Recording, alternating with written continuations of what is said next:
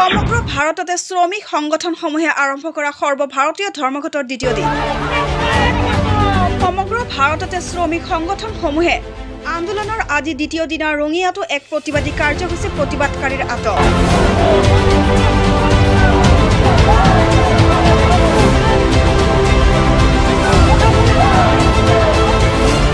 CITU অন্তৰ্ভুক্ত সংগঠন আৰু নিখিল ভাৰত কৃষক সভাই যুটীয়াভাৱে 13টা দাবীত কাৰ্যসূচী পালন কৰে।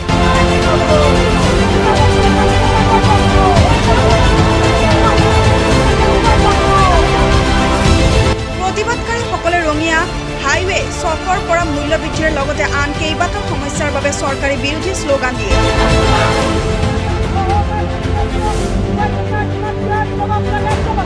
প্ৰতিবাদকাৰীসকলে ৰঙিয়া থানাৰ সন্মুখৰে প্ৰতিবাদ সাব্যস্ত কৰি গৈ থকা অৱস্থাত আৰক্ষীয়ে বাধা প্ৰদান কৰে।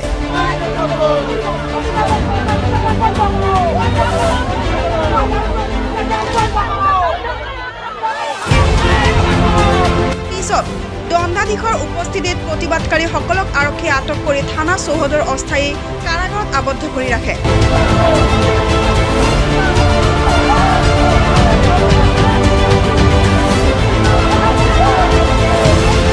প্ৰতিবাদী কাৰ্যসূচীত অংগনবাড়ী কৰ্মী সহায়িকাসকলেও অংশগ্ৰহণ কৰে।